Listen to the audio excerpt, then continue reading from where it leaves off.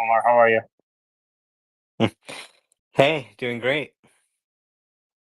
Good. Grant, how are you? Hey, doing well. How are you?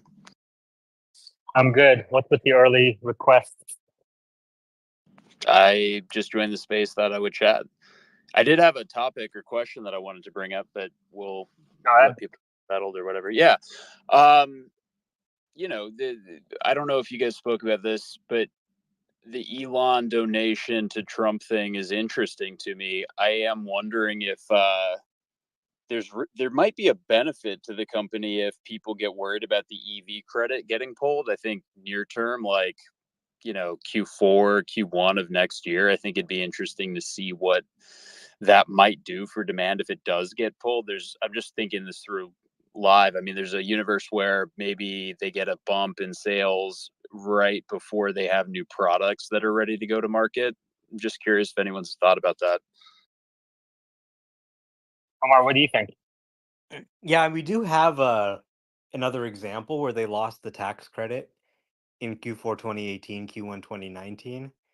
And really what you see is just a little bit of a pull forward. So, let's say that Trump were elected, you might see a little bit higher sales in the fourth quarter and a little bit lower in the first quarter for the US.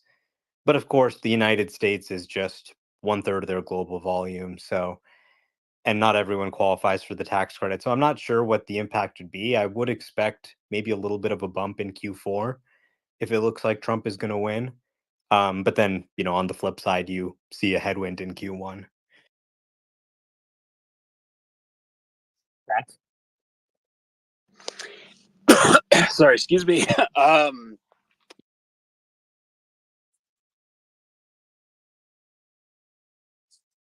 Yoda.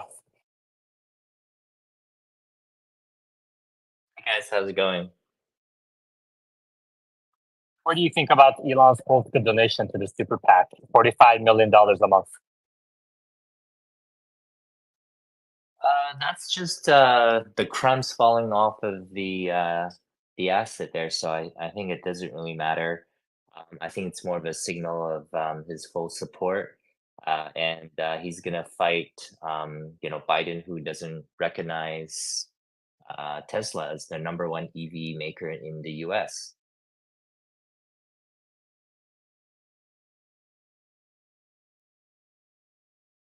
Omar, do you think the full endorsement of Trump is alienating half the population in the US? Some people will certainly be alienated, no doubt about it. You can just read their comments online. But, I think they'll get over it.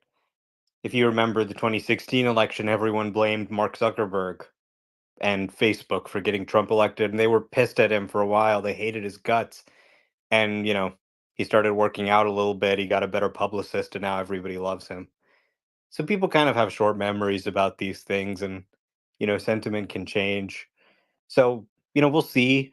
I think this sort of idea about brand damage with the core sort of Democratic EV customers has been a discussion we've been having for a long time. So I don't think this is really that surprising to anybody who's been paying attention to Musk's politics. I mean, I really see it as the Democrats and Biden kind of took a punch at him. They are doing multiple investigations into pretty much all his companies. They've sort of snubbed them. They've tried to make legislation like the EV tax credit exclude Tesla by making it union only and things like that. So I think he feels that they need to go. And if he's successful in this, I don't think you're probably going to see many politicians try and pick a fight with Elon Musk. Their mistake, I think, was thinking that he was just some ordinary billionaire who would just sort of take it lying down and say, okay, you know, all right, you guys are going to, use the power of the government to go against my companies. That's not Musk. He's a little nuts. He's a little bit not able to just kind of, accept being punched like that. I mean, you can read Isaacson's biography. It really goes back to his childhood, getting bullied and the violence in South Africa. So, I think he kind of sees this as something that he needs to do. And, I think there's also kind of a little bit of a personal thing there, with his kid, his one child who hates him now, who is, according to Walter Isaacson, a transgender Marxist and believes Elon's evil because he's rich and capitalism is bad and that kind of thing. So I think he feels kind of a personal um, hurt that this sort of ideology that villainizes him has become so prevalent, and he feels that he needs to actually fight it for the good of the country. So, people will be upset, but in 6 months, the election will be over. And, I think really as Tesla gets large, their fate is more and more intertwined with politics and macroeconomics. So, things like robotaxi legislation that we need, things like, the regulations around EVs, which have really affected the industry. I think it's important for Tesla to be well represented in those matters. And the current situation where the Biden administration hates him is probably not good for SpaceX, which is a major federal contractor, Tesla, which, operates in a highly regulated market, as well as his other companies. Thank you, Dallas. Yeah, I see this from both sides. Obviously, there's the Tesla side of it, but also just Musk's dedication to free speech. I mean, I'm not sure he's a diehard Trumper by any means, but I think Musk sees the greatest threat to society as the woke mind virus, which we've heard him mention in multiple keynotes. And I see him siding with the side that he sees against the woke mind virus. And, if that means he sides with Trump in this election, then I think that's why he's doing what he's doing. Alex, welcome. How are you? Hey, thanks. Doing good. You? I'm good. Just another day of drama. Yeah, I guess so. Electric Spread had a post about Elon's contribution to the super PAC. What do you think about this? I don't know. Have we confirmation on the amount? Because last night Elon posted like fake news on the Wall Street Journal article that they posted on X.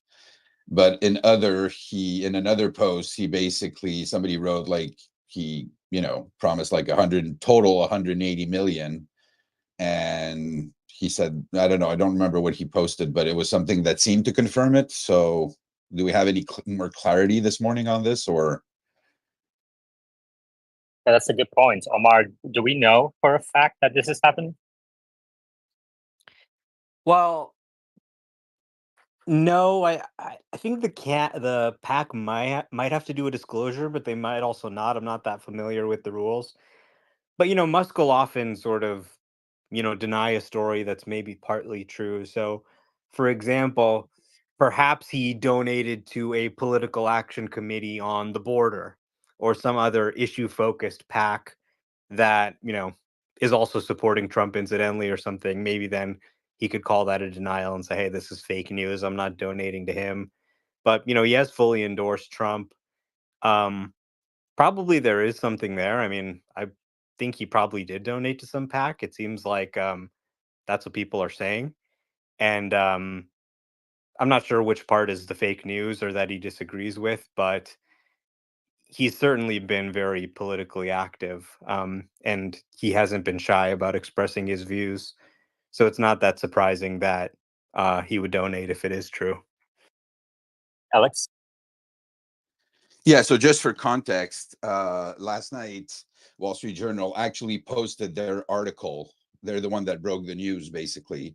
And it's from unnamed sources that they got the information that he would contribute $45 million a month.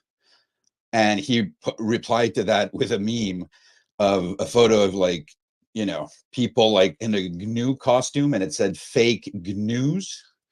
So I think that's like fake news. What I think that might be happening is I read somewhere that Elon created a PAC with other people, and it's possible that the PAC committed to donating $45 million a month. And Elon, is a portion of the 45 million, but other people like maybe David Sachs and, other billionaires are in this PAC together, and the amount that's promised is 45 million per month. So maybe that's the fake news part of it. That makes sense. Maybe that is what it is. Wiggle and then Yoda. Yeah, thanks for having me on. I think a couple months ago, like 3 months ago or so, Elon also rejected a claim that Trump asked for money. So yeah, I don't know if there was any contribution. And Yoda. Yeah, maybe we'll hear about it at the All In podcast Friday. Grant. Yeah, I think the Wall Street Journal typically does pretty good reporting, but in either case, I don't know that the actual amount will matter as much. I mean, there's kind of different buckets of what Elon might be doing in terms of the donations and the effect that that might have. If he's signaling support for Trump, saying I endorse Trump, vote for him, I think that there is some level of damage. There's some portion of the population of the US, Europe, etc., that might say that's outrageous. I'm not buying a Tesla. I don't think it's a huge portion. You know, does it double if it turns out he's donating 50 million? Does it double again if he's donating 500 million? You know, I don't know, but I think that the support that he's signaling is probably, in my mind, equally impactful to donating a lot of money.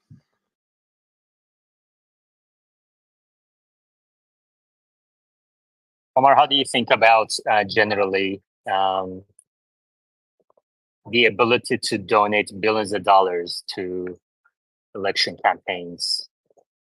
These super PACs kind of is a recent phenomenon, isn't it? In the last couple of elections, really. How do you think about this, generally speaking? I know some people are against the idea of billionaires donating so much money. Well, the idea of super PACs, of course, came about in the Citizens United ruling, which was a ruling that happened in my lifetime where the Supreme Court ruled that money is speech. And so you cannot prohibit somebody from speaking through political advertising, some company, right? So this has been a pretty controversial decision. I mean, these elections cost so much money now, right? It costs so much money to run a campaign and win a campaign that our politicians are constantly fundraising. People don't realize this. They are fundraising every day. That's what they wake up and they're thinking about. They're not thinking about what legislation to enact or what would be good for our country. They're fundraising to save their own ass from getting kicked out of office. So they have to meet with a lot of people, a lot of special interests who will agree to fund their campaign so that they can win. And the impact of this, in my opinion, is that these special interests and people who can fund the campaigns, they get the attention rather than, what's good for the American people. Grassroots sort of donations by individuals are very small compared to what a lobbying organization or company is willing to donate.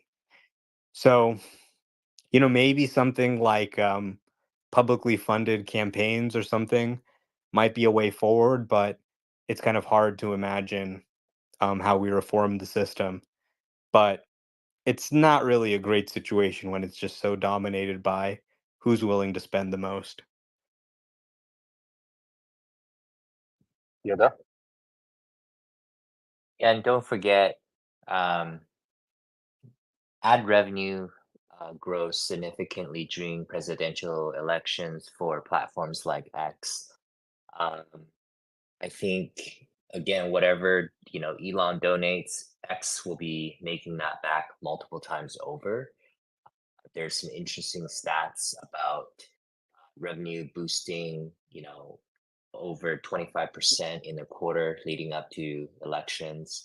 So there's a lot of money to be had and involved here.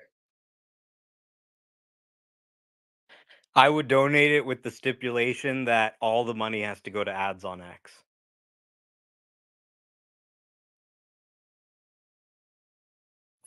I mean, hopefully they can do a space, you know, like a Yeah, my presidential debate. guess is that if X isn't ramen profitable already, that they will meet that threshold because of the election season this year.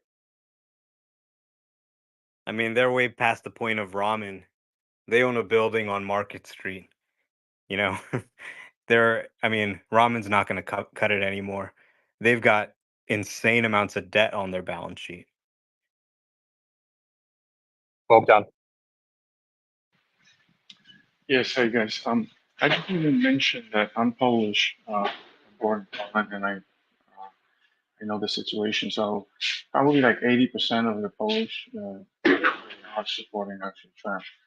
So to my talk, they might actually buy these right now. To be honest. So I don't know. Bogdan, we can barely hear you. There's a lot of background noise. Can you get to your point quickly?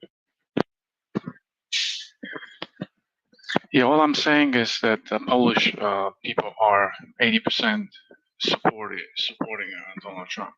That's what I want to say. Okay, thank you. Jimmy?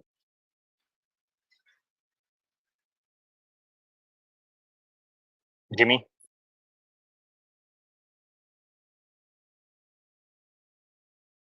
Okay. I think one thing people are missing is there's still 3 months to go. 3 months is a long time in an election cycle. So I guess we'll see how it pans out. Oh, Sawyer's here. Sierra, how are you?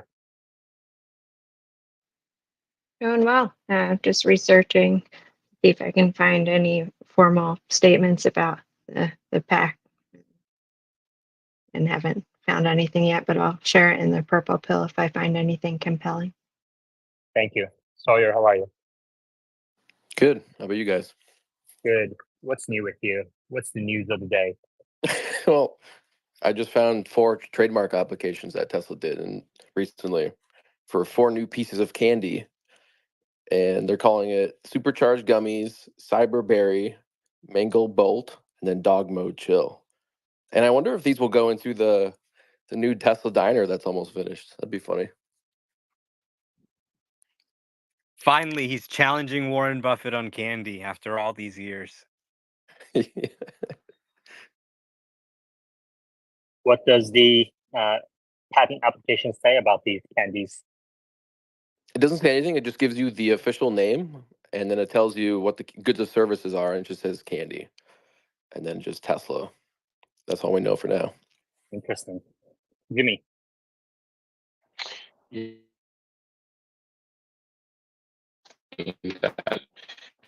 donates a lot of money, and then they put it back on his X platform, and it raises like the stock increase. You're literally talking about money laundering at this point in time. Jimmy, your connection is really bad. It's spotty.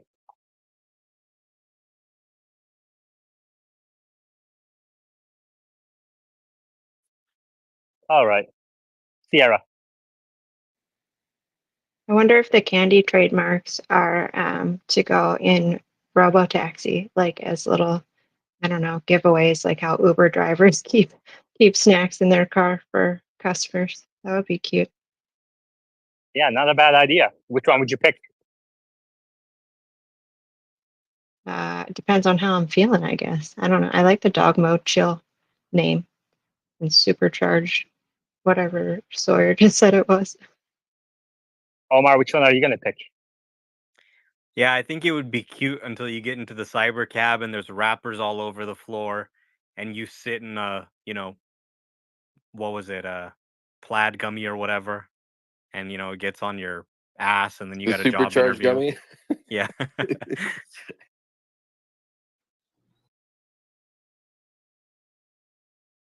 Well, let's talk about that right now. So maybe, is this candy one of the things that Elon said we're going to unveil? We're waiting 2 more months to unveil more things. Maybe it's one of these things is candy. He needed to redesign the candy. Yeah, the front of the candy. It was too sour. Yeah, probably. Yoda. Yeah, speaking of the event, would be curious to hear from Omar and Sawyer. Do you guys think it's a couple months delay or it's like indefinite because no date's obviously been given by Elon?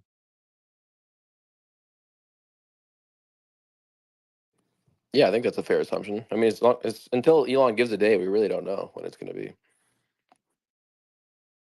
Oh I boy. mean, let's be real. He went to the team and he said, "Hey, 8-8. That sounds like a lucky number. We should unveil a robotaxi that day." And the team was like, "Huh? All right." Then they probably started, scrambling to get it ready. And then Elon's like, "I don't like this. This looks shitty." And they're like, "All right, well, we're going to need another 2 months." He's like, "All right, do it as fast as you can." And I think when they know they're going to be ready, they'll announce the date. You guys want to take a guess? Actually, I'm going to pin at the top the question I asked about when robotaxi unveil will actually happen. Eventually, will happen, and you guys can reply to that post and with your guesses. So, but the Reuters article said in October, right? But that's based on That's the what 2 they months. said. Yeah, but that's based on apparently like the engineer saying, well, what you're asking for will take 2 months. And Elon said, do it as quickly as possible. So if it ends up taking a month, I don't think they're going to sit on their thumbs for a month delaying robotaxi. So like Omar said, until they announce, until they have a good idea and some clarity on when it will be finished, then they'll announce the robotaxi day. When an engineer comes to Elon Musk and says, "We think we can do this in 2 months," he always has the same reply: "Great, have it ready for me in 2 weeks then." Yeah, it's like Scotty in Star Trek. It's impossible. We can't do it, Captain. And then, it's done. Wow. All right. I guess we'll find out. TVD, go ahead.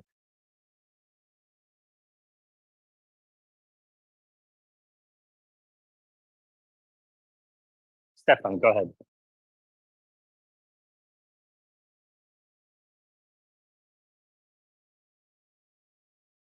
Can you guys hear me? Yep. Yeah. Okay. Well, let's talk about Mary Barra, delayed GM's EV goals. Sawyer, what are the details on this?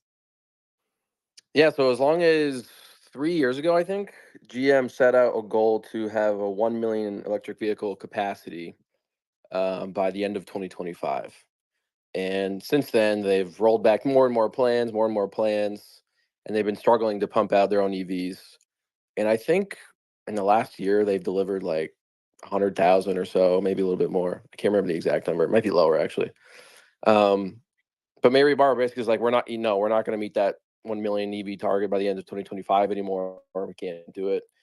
She said, we're seeing some demand concern or issues. She said, oh yeah, we're seeing a little bit of a slowdown right now. She said, we won't get to 1 million because the market's not developing, but we'll get there. So Yeah, she blamed the EV market overall. yeah. How do you feel about that? I mean, obviously Tesla just had, its third best quarter last quarter. So I think what the biggest mistake they made was they just came out with way too many products way too quickly. They had 7 EVs on the market last quarter. I think by the end of this year, they're going to have 10 EVs on the market. And I think they're just spreading themselves too thin rather than just focusing on a couple really great products, which is essentially what Tesla's done. The Model Y is the best-selling vehicle in the world. I think that was the move to do, or the way to do it, rather. Alex? Sorry, couldn't reach the button. Yeah, so but there's also like truth in it. Like we've seen Tesla has also excess capacity. They could be selling more EVs than they are. The macro environment has affected everybody. Of course, there's a lot of truth in what Sawyer says, like spreading yourself out on 10 models does not make sense. But it's the reality. They're cutting back and they have something else to sell. They have ICE vehicles, whereas Tesla does not. Tesla is a pure electric play.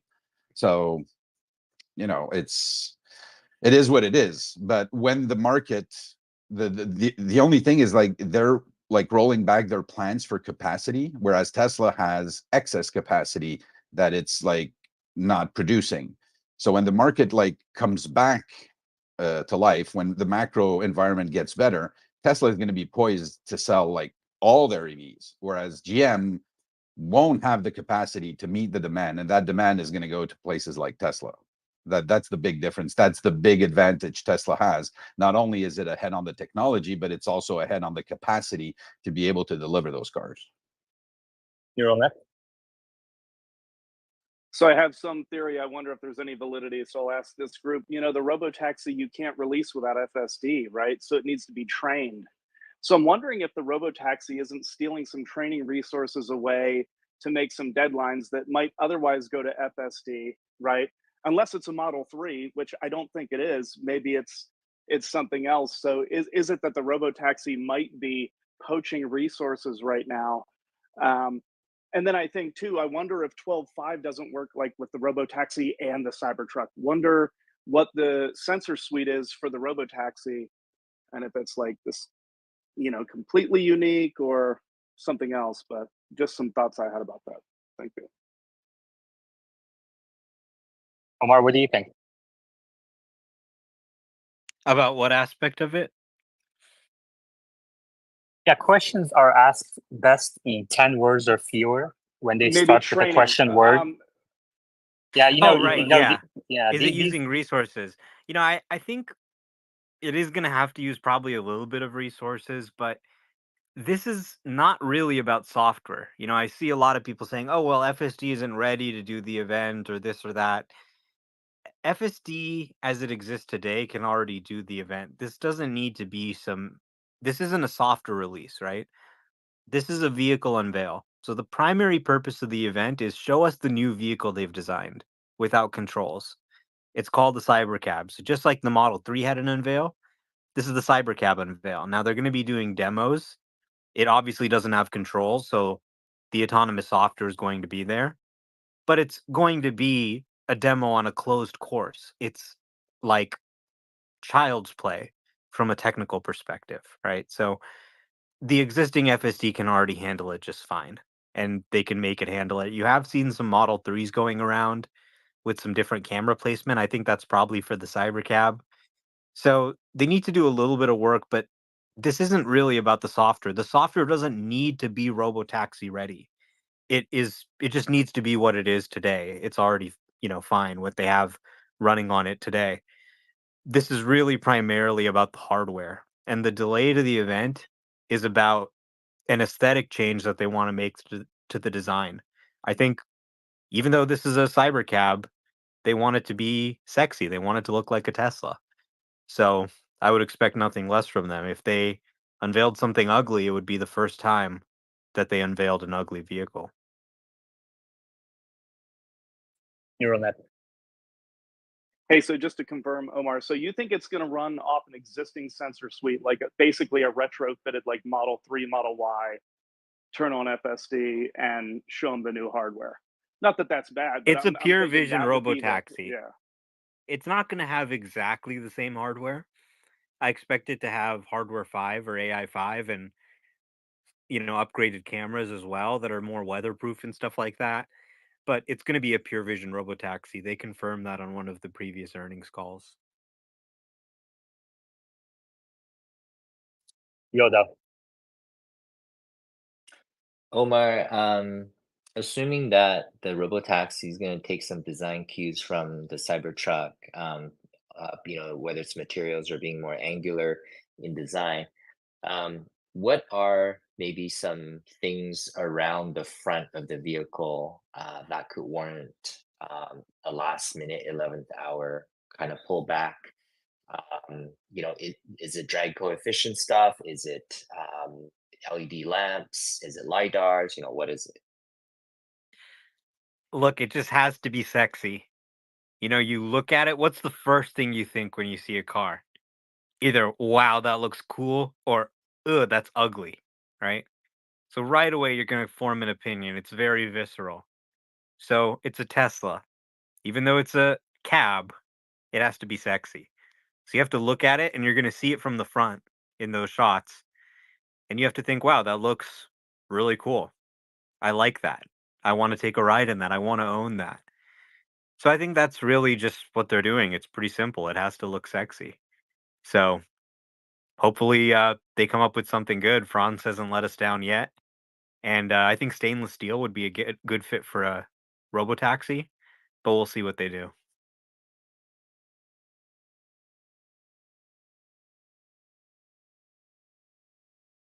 We will. Yeah, question for the board. Do you think that additional things that may be revealed are potential partnerships, or it's mostly just a product reveal?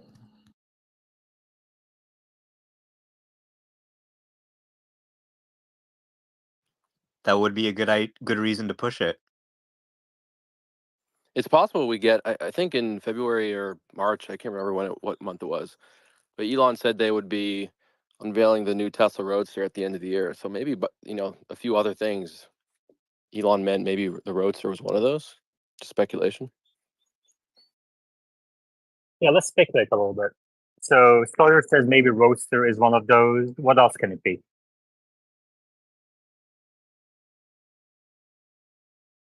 I mean, it doesn't necessarily have to be hardware. It could be software related things, partnerships. I don't know. I mean, Okay.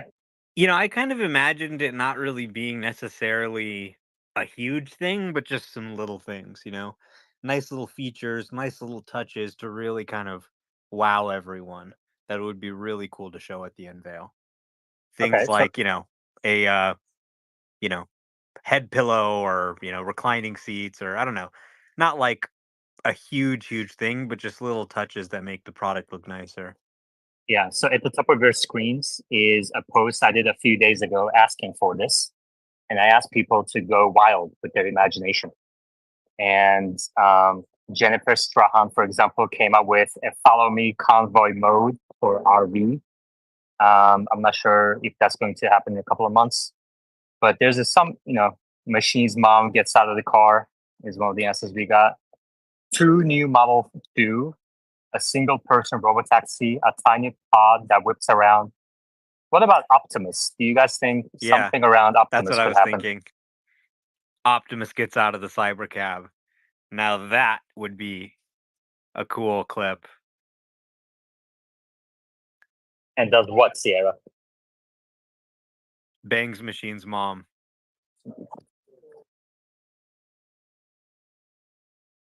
Is he even here right now? Consensually. Bangs Machine's moms I'm getting consensually. so many Machine's moms jokes in the replies. It's crazy from people I've never been heard of before. Sierra, what do you think? I'm not sure yet. I'm really excited to see. I think, like in its simplest form, it could perhaps open the door to the vehicle. But I don't know. It's been a while since we've had an Optimus demo. What if he it plays the piano? What if it got out and plugged the car in to charge? Yeah, I was just thinking, Oh, Sawyer. that's good. They need to present some solution for self-charging. So Optimus could potentially be that solution. Could be. So I would like everyone in this space to go up to the top of the tweet and reply with your imagination. Neural nets. Hey, wondering if anyone thinks they're going to reveal any like robotaxi app features. I mean, I know, like Omar, you were saying, hey, it's probably about the hardware, but I think that app, and there was a little bit of Uber buzz a few weeks ago and stuff. I wonder, like, that's kind of a big deal too, right? Like the app That's that a makes core it part happen. of it. Absolutely. The app, the Tesla network. I could see us getting more details on that for sure.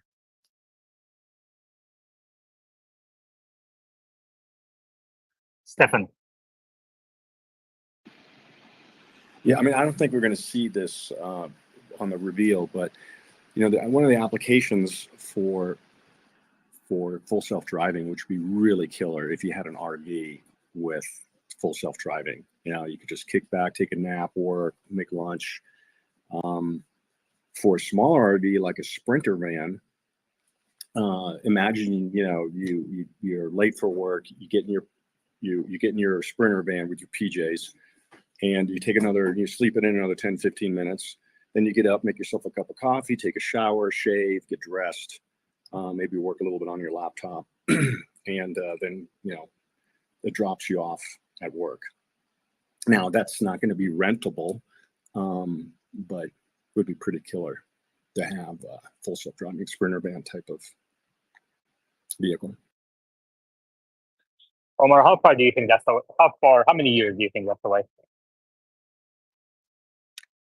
Gee, I mean, it's hard to predict, but probably less than 5, given that we already have driverless cars on the road today and what Tesla's doing. Probably within 5 years, you'd be able to buy some type of autonomous product you could live in, whether it's a Sprinter van or a more full-sized RV. Interesting. And a lot of people will probably just live in a vehicle full time. Just imagine you have a house you can take wherever. Hey, take me to Santa Monica today. All right, now I want to go to Texas. All right, now let's go see Mount Rushmore. And you got Starlink on it and you can just work from anywhere. Yeah, we have a number of hands, and I love that. I love that so many people are willing to contribute. John Lee in the reply says, Optimus exits Cybercab with a food order and delivers it to waiting customers. Could be one option. We go. Omar, do you anticipate any controls on the unveil? From what I understand, the Cybercab's not going to have any steering wheel. It's not going to have any pedals. And this is actually going to make it much nicer to sit in. So 5 people can sit in it. You don't have the things in your way. And you'll be able to control it via the touchscreen and via your voice. So in situations where it's unsure, it'll kind of just, on the touchscreen, you can tap where you want it to go or talk to it, say things like, hey, stop, pull over there. You went the wrong way. Sort of any commands you might use with a cab driver. And that'll be the interface rather than a steering wheel and pedals. You'll be able to say, hey, change lanes over there. I don't like this lane. Or tap on the screen and control the vehicle that way rather than having to have manual controls. Jimmy. I think they need to reveal a bigger vehicle because they can't even attack the market with people who have more than 3 kids. You can all say that there's a third row, you can get it in the Y and the X, but it's a joke. They need to be able to make a bigger vehicle that can actually fit full human beings with 3 rows so they can open up their market and they can get more people. Because I'll tell you this, if I have another kid, I can't buy a Tesla. We will not fit in the vehicle as a family. Yeah, I think they're pretty well positioned with the Cybertruck. I was just out last night driving my Cybertruck at 2 a.m. in sport mode, and man, on the empty roads, that thing was just flying. It's like, wow, they have such a good product here. And everybody's looking at the exterior, but the interior, it's just so smooth, so powerful. The steer by wire is incredible. And I think every platform Tesla's done, you notice Tesla's never done a vehicle and only done one vehicle on the same platform. And it always surprises the market when they come out with that second vehicle. But they extend the platform with a second variant that's a little bit different. Model S, Model X, Model 3, Model Y. In many cases, the second variant's more successful than the first variant. Model X is outselling Model S. Model Y is outselling Model 3. And I believe the same is going to be true with the Cybertruck platform. Usually the second generation is a little bit better.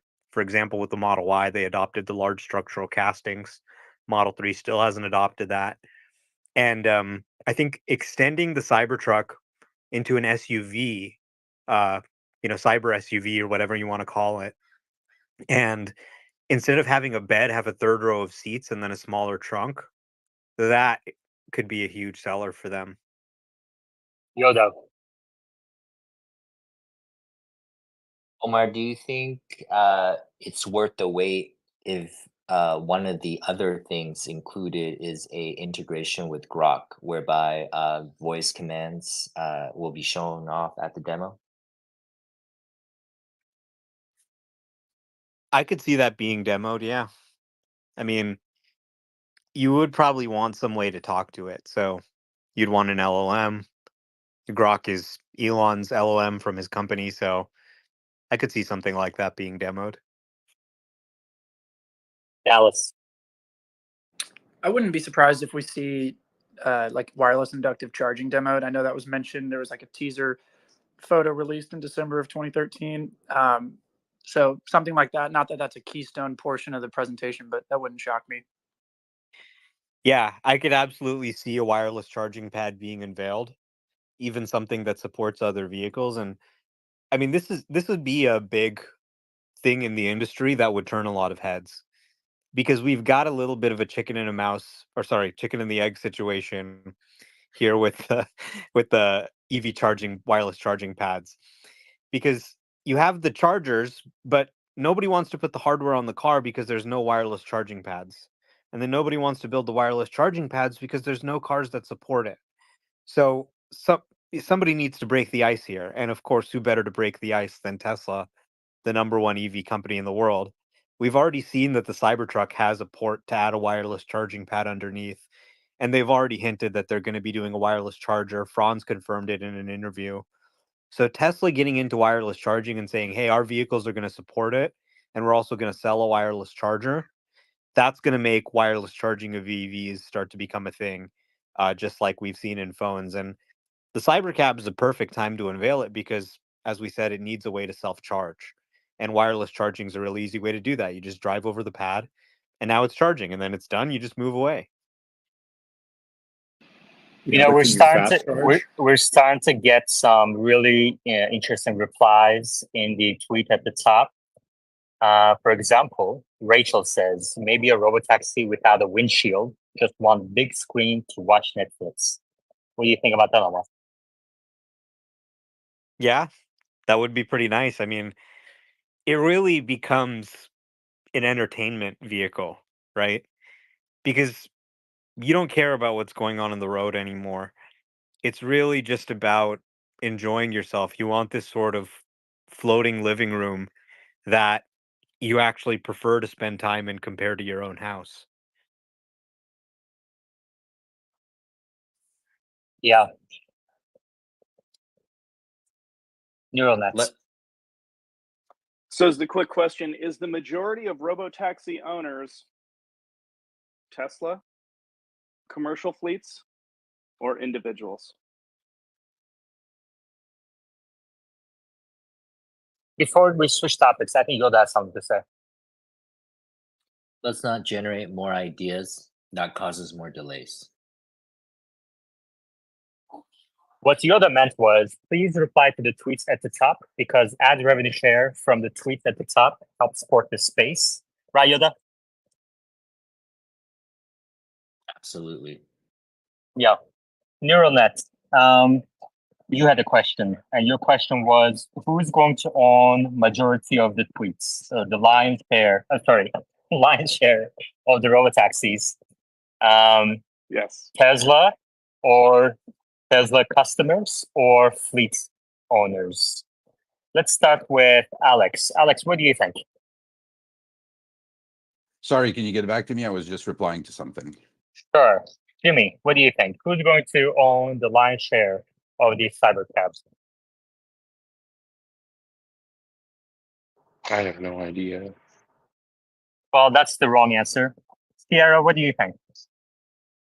Tesla. I think that Tesla will own a majority of the fleets, at least in the beginning, until our FSD advances a little more and after they pilot it. Yeah, Omar, what do you think? I think that Tesla will probably own somewhere around 10 million vehicles long term, but I believe the majority will actually be owned by customers and independent companies. Interesting. Very interesting. 10%. I'll take higher on that actually. No, I said 10 million vehicles. Oh, 10 million vehicles. How long do you think it's going to take time to for Tesla to ramp up to that production level? Probably before 2034. I mean, they're at about 2 million a year now, so take them maybe 5-10 years. 5-10 years. Okay. Neural nets, what do you think? Yeah, I think long term, I agree with Omar. It's going to be majority owned by someone other than Tesla. Tesla's going to want to invest some amount of capital, right, that they're willing to deal with for the scenario. So I think that amount of capital as a company that they're willing to put into the robotaxi business is less than what others are going to want to put into it, unless they become profiteers, right? Because they own the software. So I hope that doesn't happen.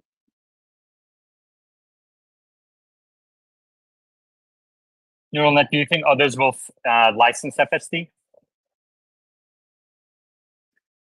Yeah, I do, because I think that's the smart play, right? And I think that's the smart play for Tesla too, because then you're not going to get caught up in antitrust. Listen, we're willing to give this out. You know, everybody can make money here. We're not going to put a Apple style paywall. We're not going to make this the App Store. You know, we're not going to do a 30% tax. Well, hopefully it's something more appealing than that. Or they'll be caught up in the same thing that Apple is with the App Store. Thank you. Wiggle? So will the robotaxi unveil have hardware 4? Who knows, right? It could be 5, 6, 7. It depends on when FSD is ready. Omar, what do you think? Well, since the Cybercab isn't starting production until late next year at the earliest, it'll probably have hardware 5.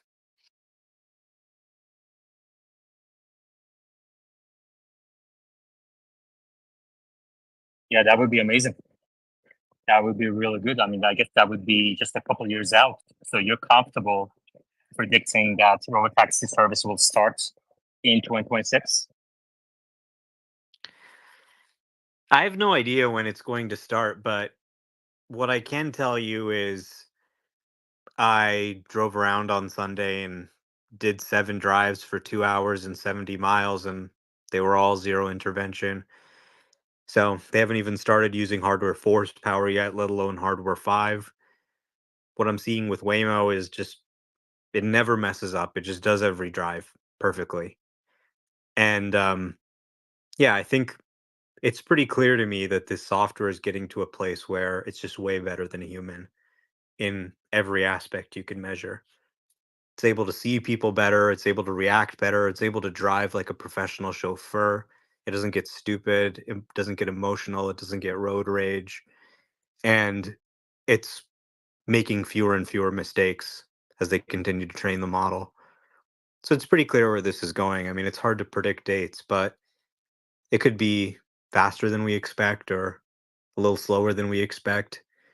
But I wouldn't be surprised to see them start offering driverless rides in a limited capacity by as early as Q4 2025. That would be amazing. Lumi. Yeah, I remember last week you were also saying that it will know things that humans don't even know on the road. So being able to communicate between cars and tell each car in real time, game theory essentially, where there's potholes, where there might be various accidents, and that is, I'd say, a game changer in the industry in a whole, because most of the damage to a car is by things the driver doesn't even know's happening, right? That's what an accident is.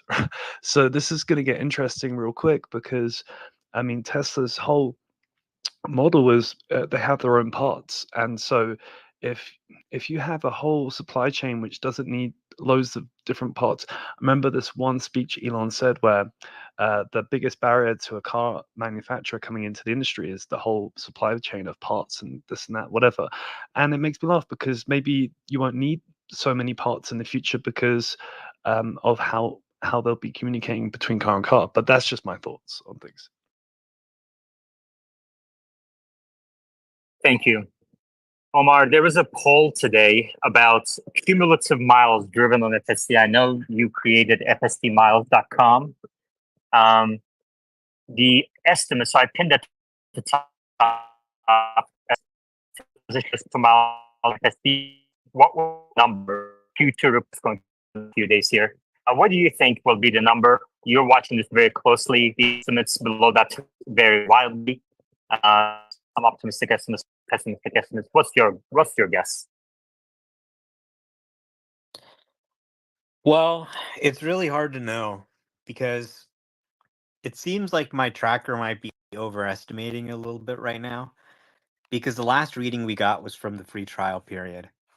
So I would expect that when the earnings come down, I'll probably have to revise it down and update it with the corrected rate over, the period, which is probably more predictive of what it's going to be long term. But I would hope that they're getting close to 2 billion miles. I think that if they hit 2 billion miles, they probably would have tweeted it. So it's safe to assume, I think, that they haven't hit 2 billion miles yet. I think that if they hit 2 billion miles, they probably would have tweeted it. So it's safe to assume, I think, that they haven't hit 2 billion miles yet. But I would hope that they're getting somewhat close to 2 billion miles at this point.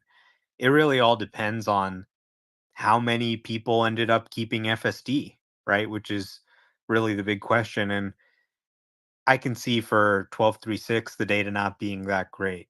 I think when you might really start to see a material change is with the release of hands-free FSD 12.4, which at this point is really looking like a Q3 story. Yeah, it is. Any other estimates on when Tesla, what will show when Tesla announces cumulative FSD miles in the Q2 report? Obviously, this is a very important number. I'm curious to see how people think about it. Omar said maybe his tracker is overestimating right now. Interesting.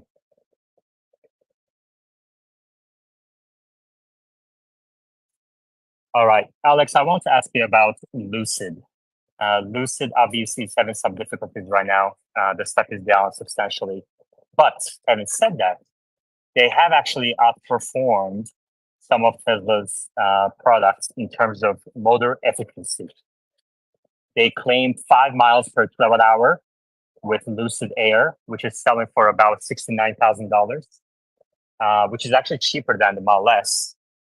What do you think about with Waymo and everything? So Lucid went for the highest tech possible, like regardless of cost, and so to reach that thing, and then they're going to try to make money afterwards. So now they're losing money on every car, and they're hoping that they can get the cost down so those cars can become like profitable, generate some money for the company before they go bankrupt. Whereas Tesla took the opposite. They went, what can we manufacture? What's the best thing we can manufacture and be profitable? And as they're gaining experience making cars, they're actually making better and better cars, iterating on them. And even like my comment on the refresh Model 3 is going to be, my review on it will be along those lines. You can feel that it's a much more luxurious car, a much more refined car, and they're still making money on it. So these are two different approaches, and I think Tesla has the right one, where you don't go for all out on every technology, making the best, and then trying to figure out if you can make money with that. how much incremental cost do you think Lucid added to the motors to make them so efficient that they can get 5 miles per kilowatt hour?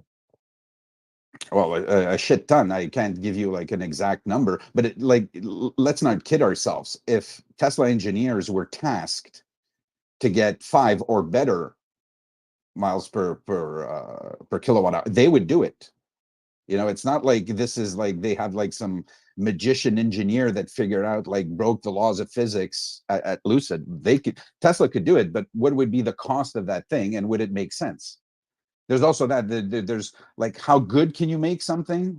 Like, there's almost no limit there. Like, physics is the limit. But then there's also, is it needed? Like, yeah, it goes like, you remember like the batteries Elon said, yeah, we could put 100 kilowatt hours in every like Model 3 and Model Y. There's no problem. But like, is that smart? Is that the thing to do? Do people need that much range? But no, the data shows that people don't need it. So they optimize everything to be able like to be a business that makes money, which is the number one thing that especially startup EVs need to figure out, and even legacy automaker, how to make money on those cars and not go bankrupt. So I'm not impressed. Basically, Lucid, yeah, they got some cool tech. As pure tech, I find it cool, But aside from that, is like if it makes them go bankrupt, what's the point? Yeah, good point. And not to mention that Tesla's probably focused on getting robotaxi efficiency higher. Jimmy. Sandy Monroe did a video on the Cybertruck motors and compared them to all the other Tesla motors. And the earlier edition Tesla motors, they had issues, but they also used components where they could become more efficient. And Tesla overall decided to take that out because they said, for people to get this many kilowatt hours versus miles, with the price it would cost to keep these motors in production and going, it just wouldn't benefit anybody in the end. It would just cost more money, and people, they'll just buy a new Tesla when they're done with that Tesla. So it was very interesting. There's a video, you can watch it, it's on his channel. He explains every single thing about like the motor breakdown, and it's very interesting on how the cost works out and it breaks out and everything. Nero. Just want to say, I think the engineering adage for this is good, fast, cheap.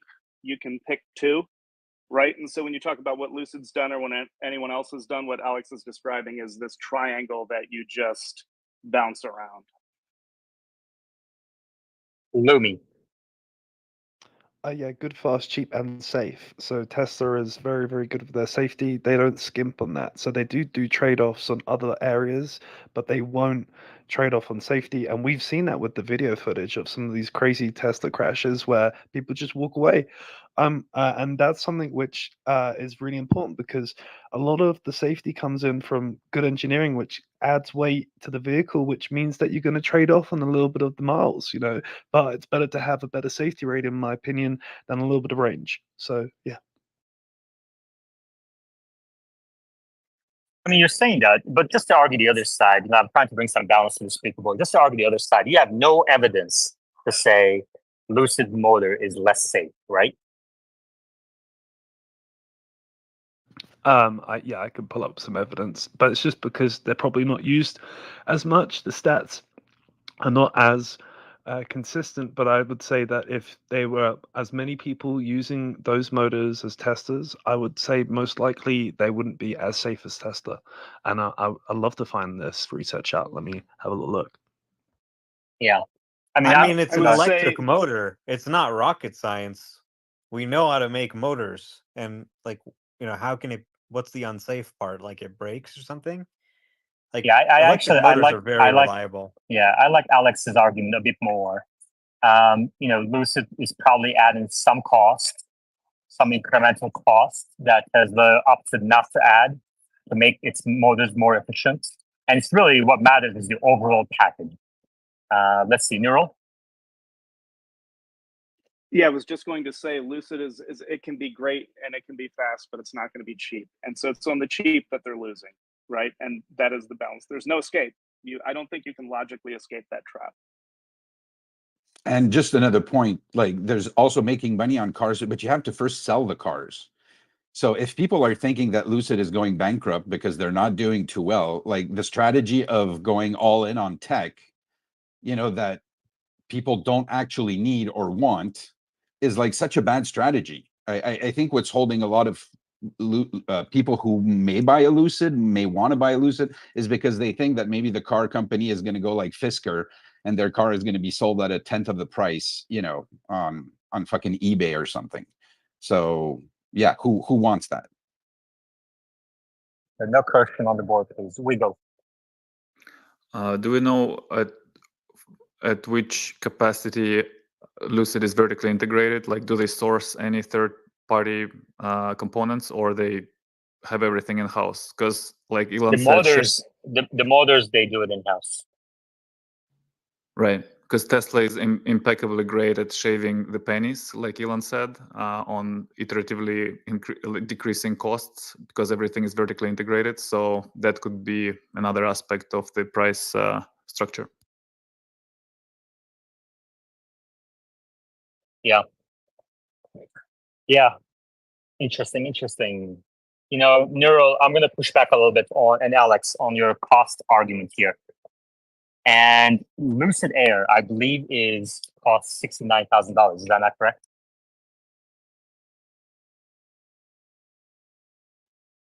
is the MSRP. Yeah.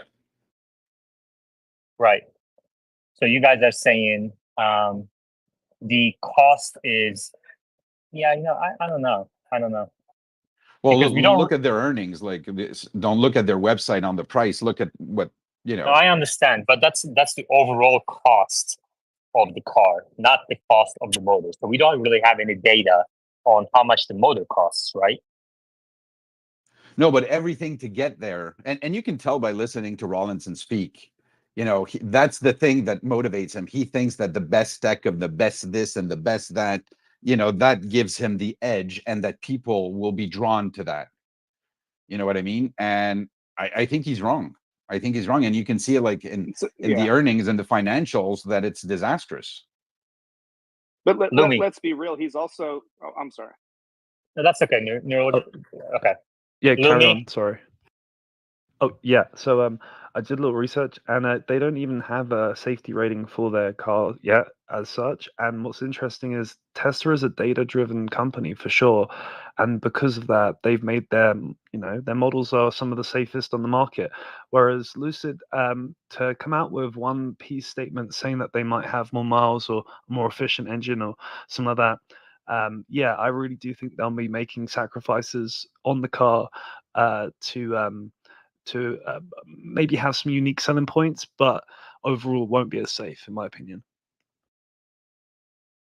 And again, like for the speed, so sorry, just for the speed, because I'm on their earnings, like their presentation for last earnings call. Yes, I remember now that there's also like the transmission. Remember, like Monroe tore it down, and it's like a Sun Gear type, like well, it's not a transmission, but it's a step down, like in the motor speed.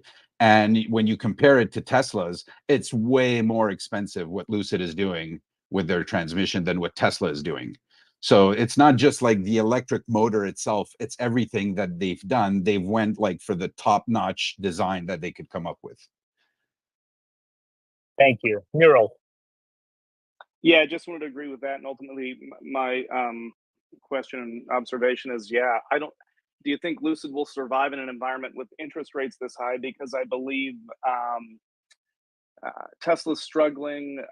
We can talk about, isn't it? People don't, pay cash for cars. Even the wealthy may choose not to do that just for other reasons. So I think Lucid's trying to survive in an environment very much like Tesla was in 2008-9 with the Roadster. It may take absolute ultimate sacrifice to survive.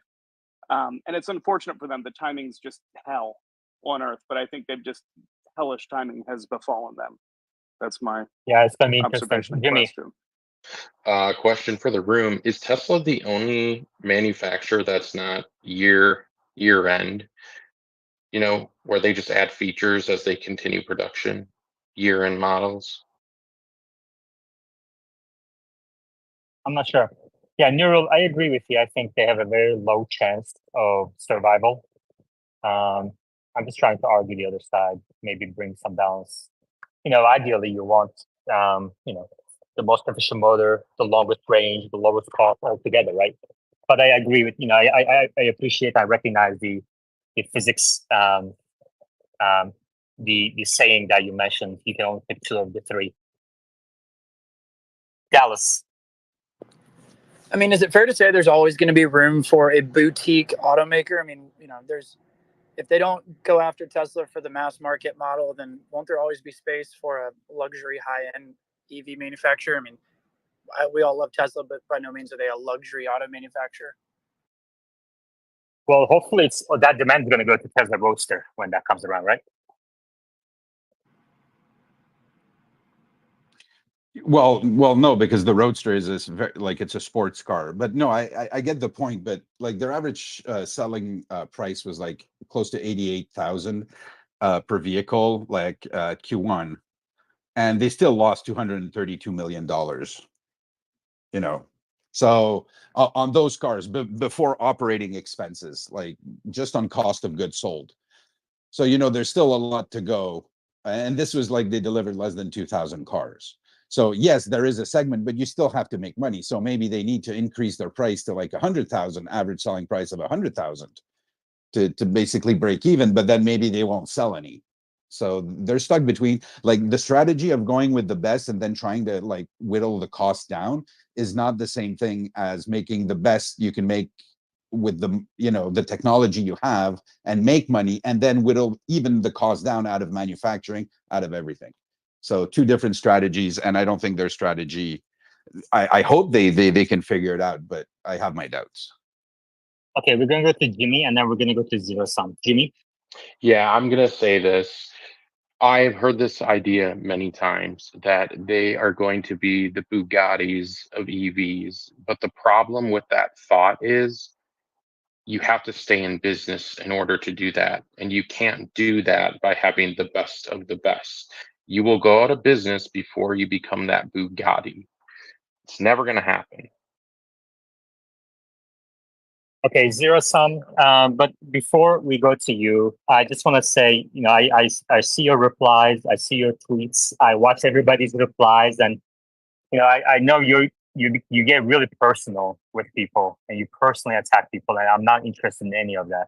This space is only for Tesla. So if you're going to make what you have to say about Tesla instead of personally attacking my speakers, you may go ahead. Otherwise, move yourself to listener. Right. So my question to the group is, I actually checked the Boring Company website, and they're still hiring drivers for the Loop. Now, if they can't automate what should be a fairly simple robo-taxi on a Loop, why are they still hiring? Why have they not done that yet? If robo-taxi is going to be unveiled in a month or 1.5 months. Omar? Well, they're really unveiling a new vehicle that they've designed. They're not necessarily launching a robotaxi service on that day. So this is their first vehicle that doesn't have any physical controls. They're calling it the Cybercab, and this is them showing it to the public for the first time.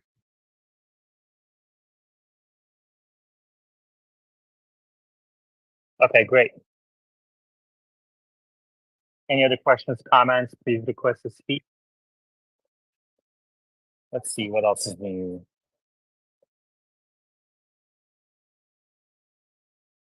Omar, people are asking about any updates on 12.4.3.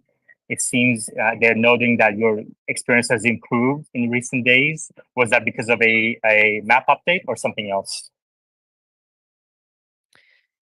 It seemed to one day just start driving better. So I assume they're working on it, maybe continuing to train the model. I'm disappointed that we're still only at 10%. I'd love to see us get to 50% or more. It's crazy to me that people are still running FSD 12.3, most people. So yeah, I hope we see more updates go out this week, whether it's 12.4.3 or at this point, it could be that we're really waiting for a 12.4.4 or something, or maybe even a 12.5 in some cases for early access testers. But I would probably expect that by the end of the week, we start to see more updates going out, whether it's 12.4.3 or a new 12.4.4 build. Like, you know, I did have that one sort of critical vulnerability that I documented. So they're probably just working on fixing things like that.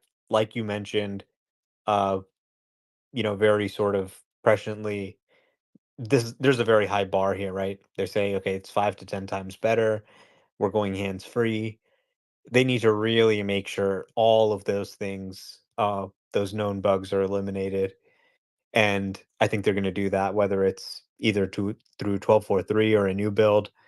They're going to make sure the one that goes wide is really, really, really good. And what I can tell you from my drives is it feels like it's there to me. So I wouldn't be surprised to see it roll out to everybody any day now. Dallas. So outside of early access testers, Omar, is there any logic behind who that lucky 10% is? I mean, historically, I've never been in that early 10%. This time around, I was. Does that mean it's just completely random? It's a mystery. I like to say the update gods work in mysterious ways. So there's probably different things that they do. They probably target specific regions. They probably target specific models to have a good mix of all the various models that they've made over the year, all the various hardware configurations on vehicles, dual motor, single motor, mid-range battery, whatever. And Well, also maybe some there's a randomization.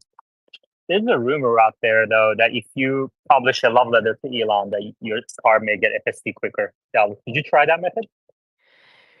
I mean, it's very true that Tesla monitors social media very closely, especially X now that Elon owns it. So there's a team at Tesla that is responsible for going through every single post about Tesla and then getting it to the team that's responsible for that and showing it to them and ideally resolving it if there's something that needs to be resolved, right? So you tweet and complain about service, the head of service gets that on his desk, right? And they're actually able to, in many cases, tie our X accounts to our Tesla accounts. So they actually know what Tesla account it's associated with, and they can actually go look at the data and look what happened, even, request some data from your vehicle, remotely diagnose it. So, if you tweet, you will get, the squeaky wheel gets the grease, so to speak, right? And if you're writing about the company, you're telling people about it, you're advocating for it, then that probably helps too. Like they're probably more likely to send it to, say, some YouTuber like Dirty Tesla or myself who's supportive than Dan O'Dowd, obviously. And Dan O'Dowd's still waiting for it on his car, and I've been using it for a month. So obviously that's not completely random. There is a little bit of Did you guys favoritism there. did you guys agree to a ride as we discussed yesterday? I would love to do a ride with him. I think FSD is good enough that I feel pretty confident doing a ride. I think it'd be pretty fun, and I think it'd be great to bring Machine too, because he's that great sort of middle ground, and I think it could be a pretty funny video. So maybe I'll text Machine and try and arrange that. We could go over, over the weekend or something and meet Dan. Is Dan still subscribing to Machines you, Omar? He is, yeah, one of my patrons, longtime subscriber, and yeah, I think he's just a couple hours away from me, so I could be at his place in 2 hours. Jimmy. Yeah, I'm just going to do a little bit of pushback. I don't think that they're looking at videos and saying, hey, let's link this X account to this driver. Like, first, you'd have to give them your VIN. And if two companies are sharing private information back and forth, that's a huge lawsuit. I don't think they would do that unless you actually gave them permission and then they put you on the list. So I don't know how accurate that is.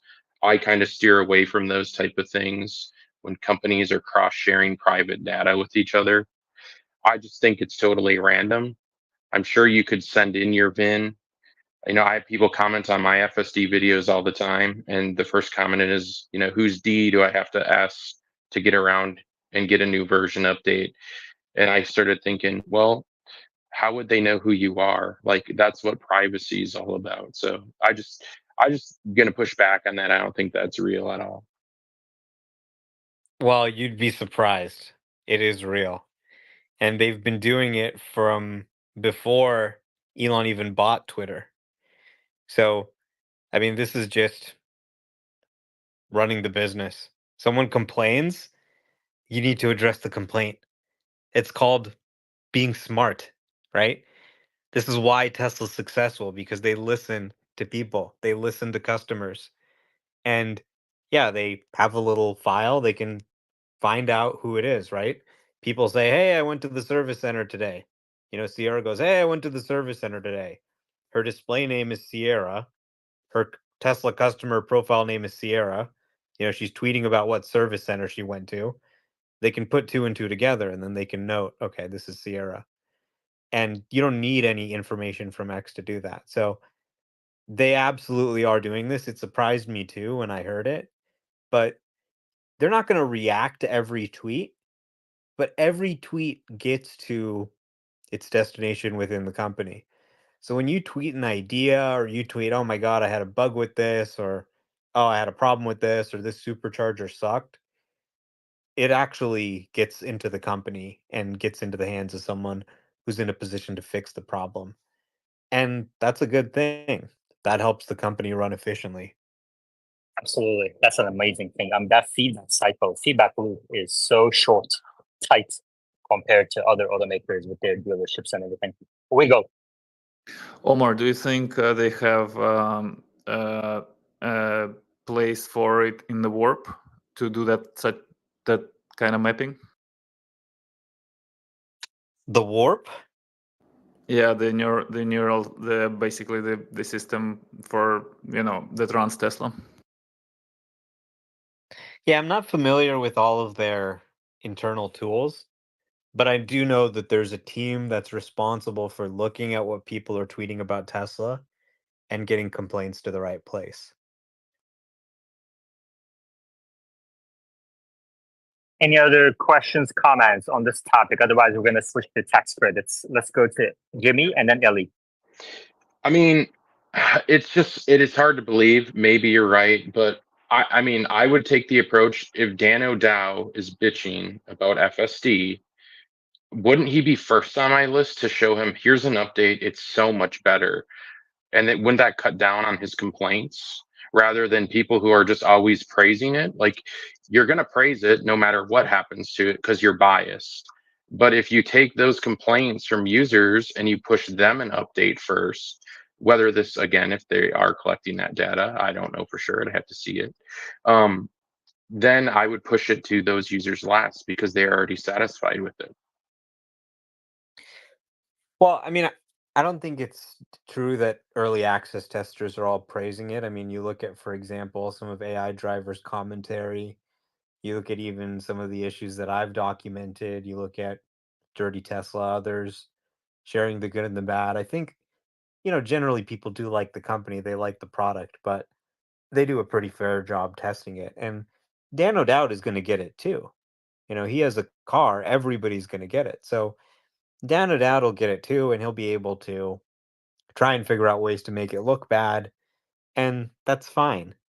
But I don't really know what their process is, but I think there's some degree of randomization involved, some degree of, selecting regions and models that they need to test on and validate, and some, just sort of picking the routes that, for example, Chuck's left turn. This is an area where they're like, okay, this is a scenario we really want to test on. And Chuck is doing these, pretty intense tests with drone shots and everything. So they're like, all right, let's get it to Chuck Cook first. He's on the early access list. So, it's a mix of all those things. I mean, it's a little bit of a mystery how they do it. It's definitely frustrating for everybody because you see this new release on social media and you think, oh my God, everybody's got this new software and I'm running this old piece of garbage. When in reality, everybody's still running the software. It's not really out yet, so to speak, right? Until it gets onto the majority of cars. But, then everyone's kind of frustrated. They feel like they're last in line. When in reality, once it goes wide, it tends to go out pretty quickly. So I think kind of the way to think about it is right now it's kind of in a pre-release stage. It's with, a special lucky group of cars, but it hasn't really gone out to everybody yet. And once it is ready to go out to everybody, it's going to roll out pretty quickly. Jimmy. Yeah, I don't know how much longer I want to stay on this topic. Is there any way for a user as myself to just deny the update? Or is it going to auto update at night? Or could I like Faraday bag your car somehow and be like, hey, I don't want to move to this because I hear this? A big thing for me is like the sunglasses, right? Like I know a couple people, yourself included, hey, I wear sunglasses everywhere I go. I don't want to have the nag. I would rather stick with this version. Is there an option to opt out?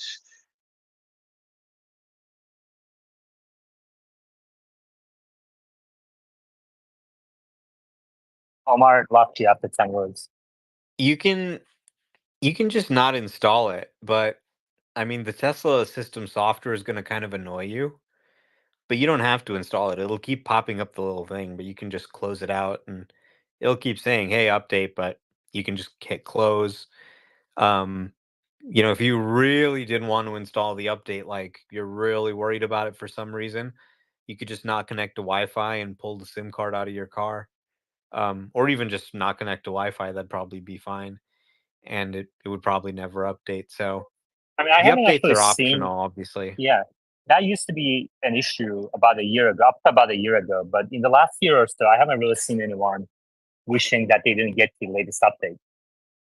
Lincoln, Okay, I have voice isolation on. Can't Jimmy he wears sunglasses, they'll still give him the nag. He can still use FSD, right? On 12.4. Like Yeah, you just get the nag, man. It's just the nag. yeah, but like you're saying you want to wear sunglasses. You can still wear sunglasses and you'll still have the nag on 12.4, right? Yeah, but on Yeah. three I can wear sunglasses and I don't get a nag at all. Oh, because you have a cheat. Okay, got it. Because that's what they fixed, right? They fixed that people were putting sunglasses on and it was defeating Well, it's not the going to system. change anything. First of all, That's what I'm saying. You have to be nuts to not install 12.4 if you're on 12.3. Okay, 12.3 is a piece of garbage. All right, and I mean, if you have sunglasses on, it'll still nag you, but it'll nag you less. So if you had a defeat device, it would still work exactly the same way. It wouldn't change anything, right? So it really just works great. You don't need to do anything to your car. You can just pick up an ordinary stock car off the lot and just drive hands-free with the FSD. It's great. And if you're wearing sunglasses, then it still nags you less than it did before.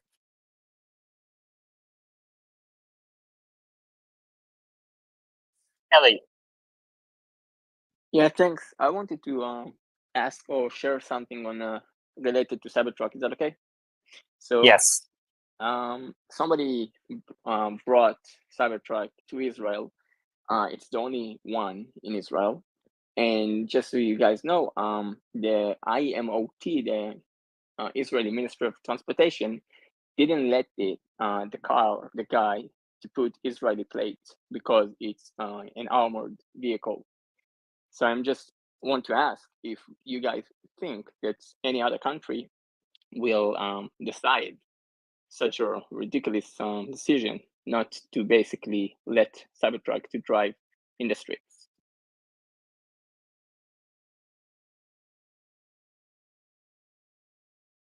Omar, did you hear that? Looks like Israel has a problem What with country? having Israel? yeah, having bulletproof glass or the bulletproof. Let me pin up the exact tweets that Ellie posted in the replies just a second ago. A screenshot and the translation. Thank you very much, Ellie. I really appreciate that. It says translation from ChatGPT due to concerns about the bulletproof glass. Well, the glass is not bulletproof, but Tesla's truck will not be granted a license. Tesla's truck will not be granted a license in Israel. The Ministry of Transportation issued a statement to car importers that it will not grant a license for the import of the unique Cybertruck to Israel so far due to personal importation because its passengers would need a special permit. Tesla began the process of bringing EV to the local market. What do you think about that?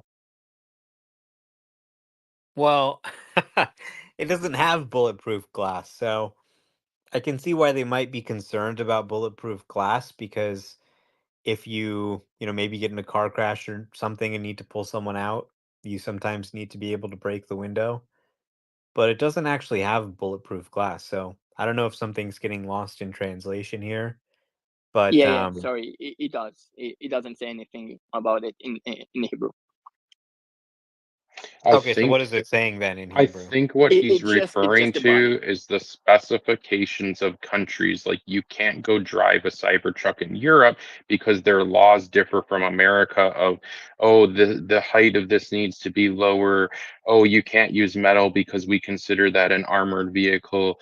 So there's all these changes and regulations around the world, but typically what ends up happening is once there's mass adoption, and this is what I love about the United States, is typically when there's a mass adoption in the US, other countries start to change their laws and their rules to allow those things to come to their country. So I think it's just a matter of time. Lincoln. Yeah, I'm pretty sure the problem is like they don't want some terrorists to have it and to be able to like use it, right? I mean, that's they're trying to protect. So that's what's going on. What kind of terrorist can afford a Cybertruck? Come on. Dude, they got some money. Alex. Yeah, so like I can see a little bit of reason behind it. So if you're a police officer like on the road, you're probably armed with a 9mm in Israel and mostly around the world. And if you're armed with that, but you can't shoot and the bullet does not go through the door, then that might be a problem, like a safety issue. That might be what's just like causing this, even though the glass is not armored, the panels are, and the bullets we've seen 9mm do not go through. So it might just be that safety thing. I mean, they could use some bulletproof vehicles in Israel. That's what I was thinking. Yeah. Of course, there probably are, but you probably need a special permit for it. Yeah, in the right hands. All right. Thank you, Ellie, for bringing that up. That put it at the top of our screen. And going back to the previous topic, Ken says, if you have to use sunglasses, Jimmy, as you're driving, why don't you just get your front windshield tinted? You don't need sunglasses then, and you can still use FSC 12.4.3. So there you go. It's highly illegal in my state to tint your front windshield. You can actually go to prison for doing it. All right. Well, Ken, as the legal expert of our space, will get you out of prison. Don't worry.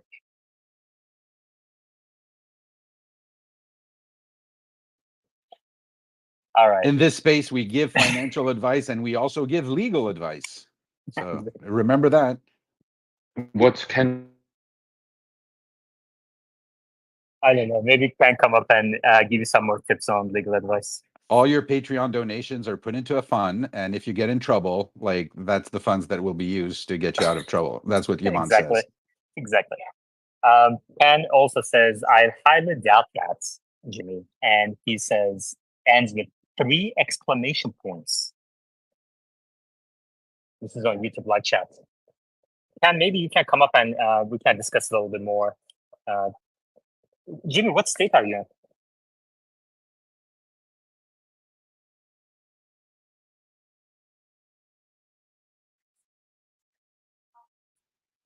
I'm in New Jersey, and front windshield tints are illegal in the state of New Jersey. You cannot tint the front windshield at all. Now, you can get away with it if you go with like a lighter tint, but it is I don't think you can get arrested like Jimmy said, but it's absolutely a ticketable offense. We have our legal expert coming up just now. Ken,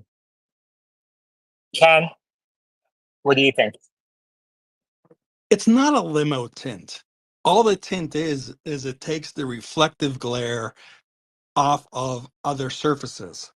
So nobody's going to know your windshield is tinted, and they are approved from as far as I know, around the 50 states. I haven't had anybody run into an issue yet. There is really, if you see it, you'll never know that it's tinted. It just reduces that glare off of other surfaces. I have it on all my cars. It's fantastic. Jimmy? Yeah, I'm just joking about the jail thing. You'll just get fined out your butt Oh, are you in serious? Minnesota. You can't joke. How do you joke about jail? I literally totally lost believed my you. connection right when I was saying that. And I was like, oh no, now they're going to believe me. You'll get fined. In Minnesota, you'll get fined. And then they'll fine me for not having a front license plate. And then they'll fine me for going over 35% tint. And then they'll fine me for whatever else they want. So it's just not worth it. Well, I'm going to fine you for lying in my space and scaring people from getting their windshield tinted. Look at your state laws before you get tints because you don't want to get fines. That's all I'm saying. All right. Dayton. Good afternoon, everyone. I just came up here just to offer from my perspective as a ex-cop, in order to write you that ticket, I have to use a tint meter. And that tint meter needs to be calibrated, and there needs to be a documented history of calibration of that tint meter throughout the course of its service life. So if you find gaps in that, you find gaps in their prosecution, thus a boon to your defense. I think tint's a little bit, it's sketchy, certainly, walking up to a car that is completely blacked out, and even if the person's got the interior light on, I'm shining my light on into the car as I'm conducting a traffic stop, and I literally can't see inside of the car. That's some tint. I think that should scale to reasonable measures. Literally, down in South Florida, the sun's a thing.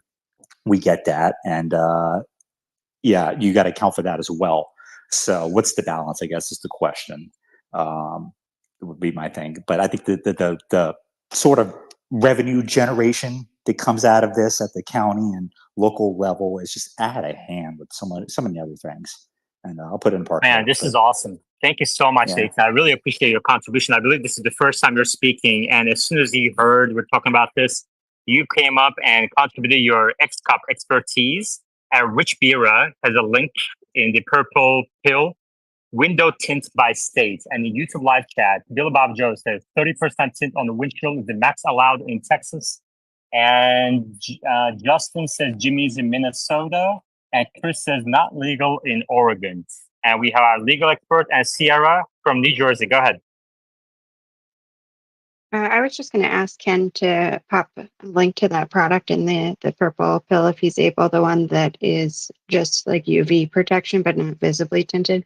But also, upon further research, it is definitely illegal in the state of New Jersey to tint in any way. However, I can apply for a special permit with a written prescription from a physician that specifies the tint percentage needed due to a medical condition, and then I can renew it every 48 months. I'm sure that's going to cost me a pretty penny, but I guess I'll check it out.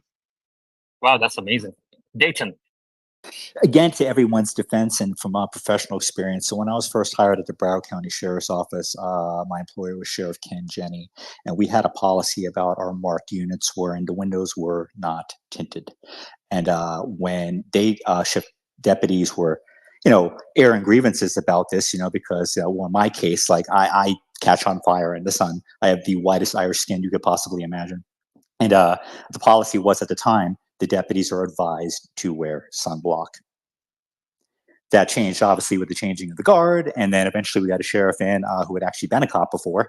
And he said, yeah, we're totally tinting our windows. And it went on from there. And so some of the darkest tints you'll see are on cop cars. Just throwing that out there too as just a fundamental truth. Thank you, Dayton. Hawaii. Hey, aloha, you guys. And as far as the Aloha State is concerned, you have to have your car safety checked over here. If you do it, they are definitely no aloha. It is aggro over here. You will not be able to register your vehicle. I always appreciate your style. You have a very unique style. Love it. And I appreciate the pictures that you post as well. All the beautiful sunsets that you tag when you reply to my tweets. Love it. Lincoln. I will keep it up. You guys keep asking me. Thank you. Lincoln. So is aloha mean good too? That was awesome. No aloha. That was cool. I liked that. I'm gonna start using Well, that. aloha means love, and when you got an officer aggro at you, it's definitely no love, right? Agar? Oh, angry. Okay, yeah. Okay, let me get ChatGPT going. Curious to know what we're calling aggro, though. Honestly, It's surf lingo over here. Aggro. I love right? it. I love it. Oh no, I get the reference. I'm just curious to know how you guys are defining aggro. I'm just curious to know. Yeah, that's one thing I need to get into surfing. FSD Paul, go ahead. Yeah, I don't know if you can hear me. It's a little laggy, but does tinting Yeah, we have can any hear you. effect Go ahead. on the FSD performance? Does tinting have any effect on the FSD performance? Omar, does tinting your windshield impact FSD performance? I have no idea. Can I answer this? Sorry, I'm out of line. No, because a smart tinter will cut around your camera. You know what I mean? Like your camera, you're not tinting the outside of your window, you're tinting the inside. And so where FSD and the cameras are, there's that plastic piece. That is where your cameras are. And so that's why Tesla also tells people that when you get a windshield replacement to go through Tesla, and I don't know, my state covers the insurance on windshields right now, but you would go through Tesla and not a third party person because they can actually mess up your FSD and all those cameras.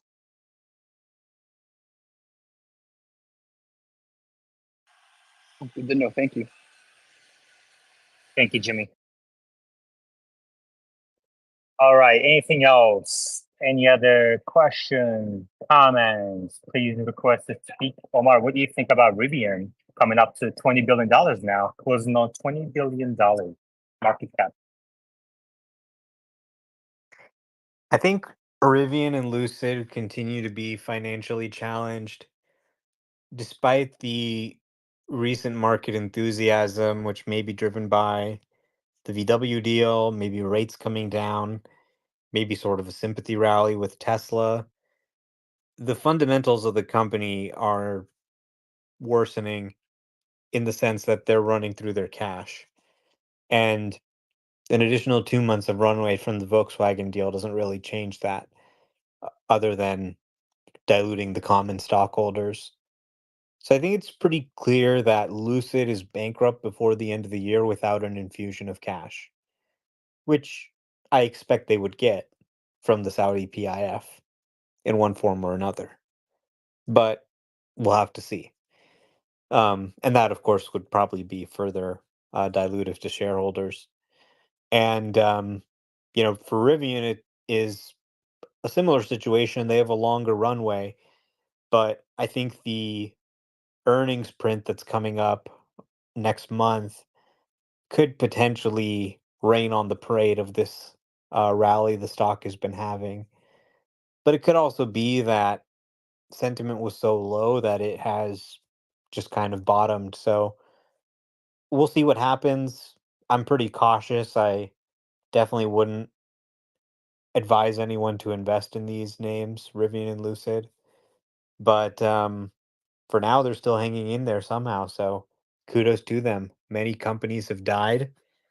They're one of the last few startups standing. Dayton agrees with you. Dayton, would you like to add anything to that? No, I disagree. They are in fact still standing. So I get the fact that anyone holds on, as a competitor. I think competition drives, good production and good scaling. But obviously, we know who's in the front with all that. But anyone who's venturing into that market, I look at them as a startup space company in a way, or a space company that's still kind of there trying to do something. So it's good. Good, Jimmy? How is Polestar / Volvo doing in their EV space? Well, Polestar and Volvo have gotten a divorce, and they no longer want to be affiliated with Polestar. As a result, Polestar's financial condition has deteriorated, and things aren't looking too good for them. Sales are down substantially. I think the stock's down too. So they're not doing that great. Okay, let's talk about something positive. Alex, I see that you posted a couple of days ago about your Model 3 test drive. And would you like to tell us about it? Yeah. So I posted actually I'm still working on like the other story, like my actual review, because I think a lot of people know what's changed between there's so much content out there about, well, this has changed, this has changed. It's more like an overall feel. So I posted like the story, which I thought was very interesting, of how I got like the test drive, and the level of service I got, customer service over there was like amazing. And but so you can go check out that post. I think maybe it's my pinned post on my profile. For the review, it goes a little bit what I said with Lucid. So you get the sense that Tesla, has built like 6 million cars, and when they refresh the 3, they've got so much experience about building cars that now they can afford to put in some luxury, to put in some quality, refinements, both in design and in materials and in like little things. It felt like such a superior car to the 2022 Model 3. It's a great car, the 2022 Model 3, but you get into that one and it's quieter. Like the suspension is better. You can literally feel it. And like I went on Sunday and I'm here on the East Coast and it was humid and hot as hell. And I had like the ventilated seats, and boy, that was so good, getting like a breeze up your crack. And I don't know, like the whole thing was like a wonderful experience. I didn't find anything wrong with it, like that I could say like, oh my God, this is like not good. Like even the steering wheel, you grab it, you already feel like there's a difference. Like the steering wheel's like more refined, better looking. Again, like this I would need more time with, but like the blinkers, it's a little bit confusing at first, like the right hand stalk for like shifting from park to drive or reverse on the screen. It's perfect. That's takes 2 seconds to get used to. The blinkers, it's a little bit, you have like muscle memory for it, that you just let go of the steering wheel and you just want to flick something either up or down, and it takes like a little more, it's going to take a little more effort to, oh no, it's right there on the steering wheel where my thumb is. I just gotta press, this one is to go right, this one is to go left. So basically that's the only thing that I found difficult. All the rest was like above and beyond what I was expecting. Very good. Thank you But for then sharing, once you get Alex. used to it, amazing. Yeah, and we have Joey on the board now. Joey he owns the new Model 3, and he had promised before to give us an update on his experience after a couple of months. Joey, how are you feeling about it? Do you agree with what Alex said? Yeah, besides the fact that I am noticing that sometimes when I am using the steering wheel buttons, they sometimes like get stuck, and sometimes they're like not really pressable. So that's something I have noticed that I might want to have them check out, because it's basically one very like sometimes basically I can be pressing it, it works, and then it just doesn't have any input for the turn signals, and really any buttons on the steering wheel. I just am not really a fan of these haptic buttons as much as I thought. Okay, thank you, Joey. Appreciate that. Any other questions for the Model 3? Please request to speak. We have Joey on the board who has the new Model 3, and we can answer your questions. But in the meantime, I have 2 questions from Michael. Michael, the first question is, how are you feeling about the Q2 financials? Any sort of beats or miss forecast? I know you follow these things very closely. You do very detailed work. If you guys want to follow Michael, he's do you want to know on the speakerboard right now? Climate Lupa. Michael, go ahead.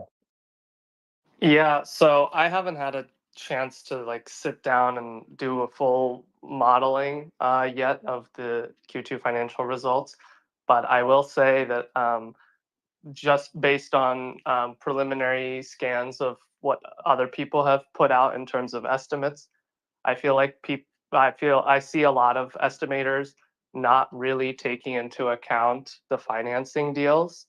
Um, and especially since they impacted the 2 largest markets, US and China. So I'm urging caution, and I'm urging forecasters to include that. And I think that the auto margins might be lower than the bulls expect. But the energy margins will be very good, given 2 things. One, the huge increase in deployments, and then 2, potentially as they get through the performance obligations of existing energy storage facilities, they'll recognize more revenue, without recognizing additional cost because all the cost was already recognized. So the energy storage margins should be going up in the future and in the near term. That's the positive and the negative. And overall, what I've seen is in terms of analyst estimates, they haven't really moved much, and they're quite conservative given the beat on the production and deliveries report. So although Tesla bulls might be optimistic on automotive, overall the analysts are probably too pessimistic. So the truth is probably somewhere in between. Interesting. Thank you very much. I mean, in the future space, we should definitely dig into what you said about automotive margins and energy margins. And the second question I have for you, Michael, I was thinking about this question as I was reading some tweets from before from history. The question is: are you an old bull or a young bull? What does that mean? Like, No, okay. I'll reach out to you later. It's an inside joke. oh, okay. Anyway, yeah. All right. We have 10 minutes to go. 10 minutes to go to the end. Any other questions, comments? Please request to speak. Omar, what else is on your radar as we come up to the earnings release? Well, I'm hoping they break out some more numbers on FSD. I'm hoping the miles looks good. That's probably, I think, one of the most important pieces of data we're going to get. Hopefully they'll disclose users. I'm hoping that before the earnings call, we actually see a decent number of people get their hands on FSD 12.4. I just posted a video of it doing 2 hours of driving. And I'm going to post another video that's a time lapse, or sorry, the raw video for 2 hours. And I put the conversation with Dan O'Dowd underneath it. So you can listen to that conversation. You can watch the 2 hours of driving as Dan O'Dowd argues that it's never going to work. You can watch it drive around Los Angeles for 2 hours. And I'm going to post that one soon when it finishes rendering as well.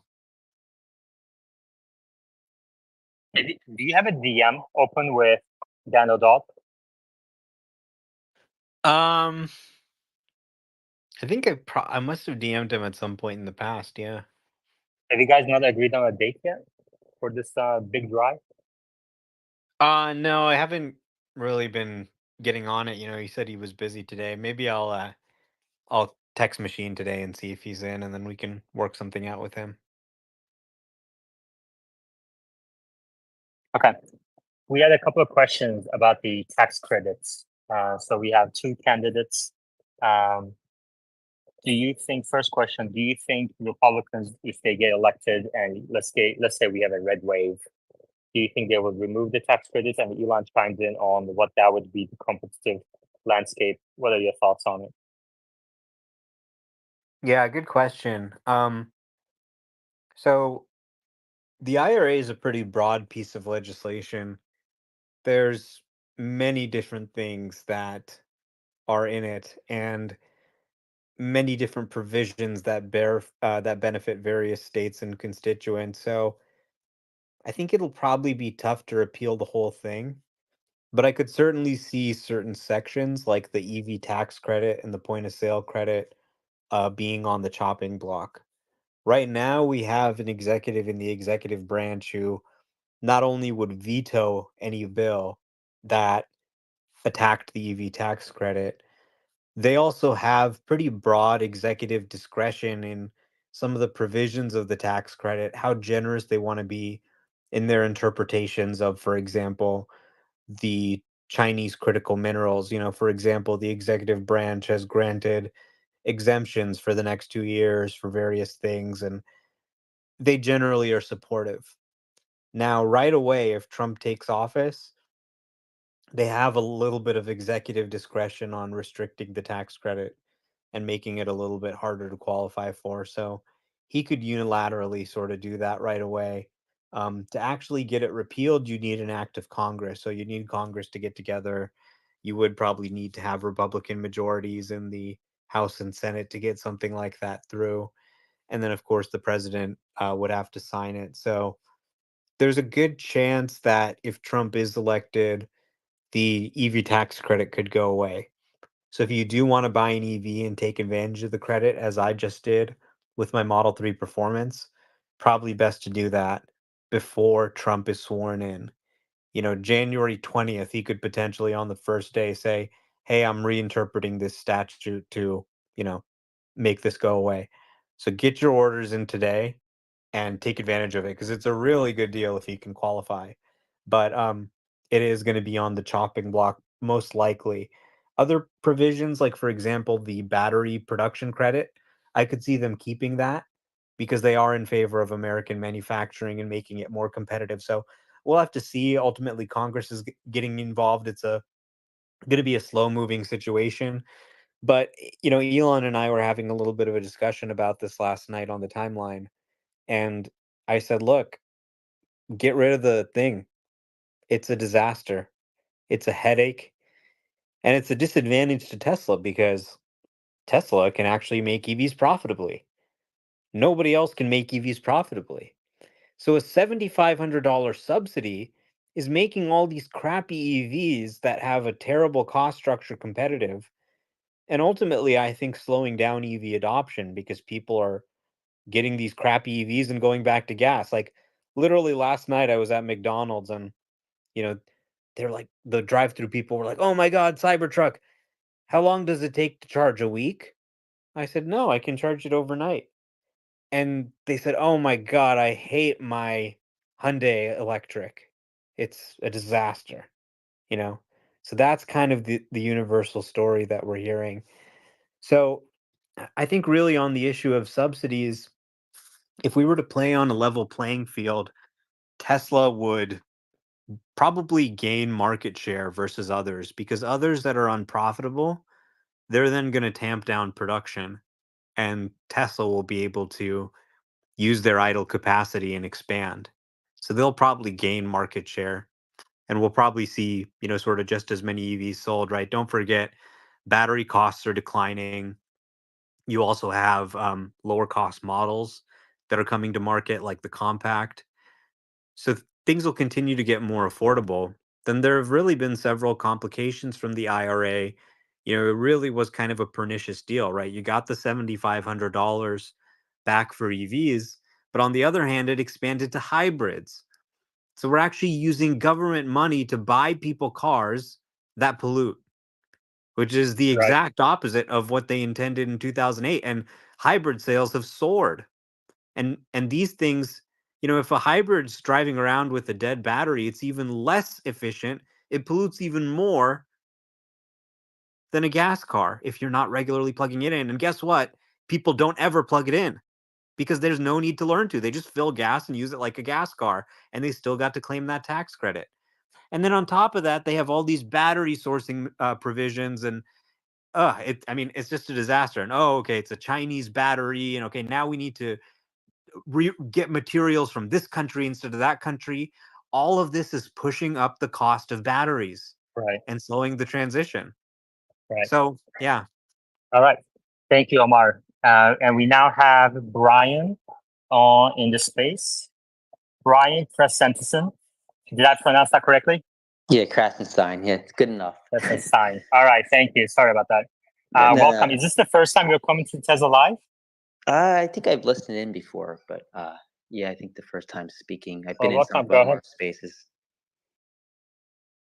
Yeah, I no, see. I just want to touch on some things that Omar said. Like obviously, if they got rid of the subsidy, Tesla would suffer in the short run. In the long run, I think he's probably right that it would drastically increase their market share. How that would actually play out, I don't know. Vance, JD Vance is very pro EV, which is interesting. Not typical for somebody on the right, especially some of these senators.